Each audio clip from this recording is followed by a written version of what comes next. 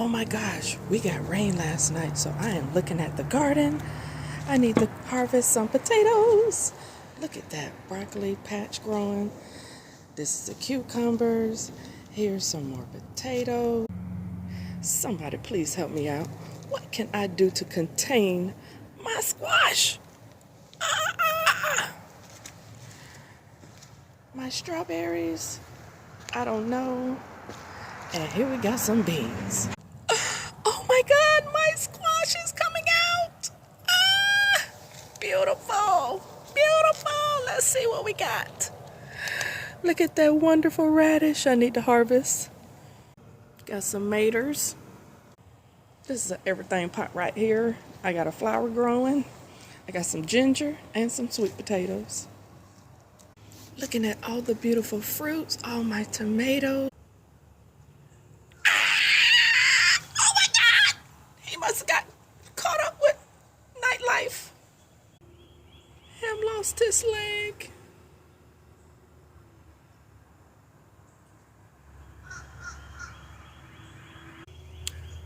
We're gonna have to call the crew in for a proper burial. Poor thing. So, believe it or not, fam, you can put that frog in your compost, but I'm not gonna do that. We're just gonna give him a proper burial.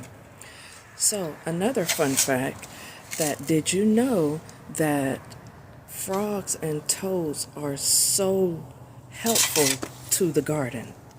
Because they ward off your slugs and your snails and any other pests. Why is he keep falling off? Okay, we got him on. Now let's give him a proper burial. Bye, Froggy.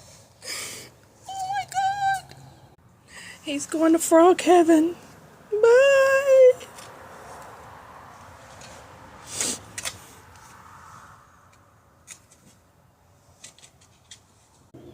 Originally, this is what I came to do this morning, to plant all of these babies. But now, since we gave Froggy a proper burial, I'm going to take this apart because I don't have any sticks. So we're going to make a cross. Here we go.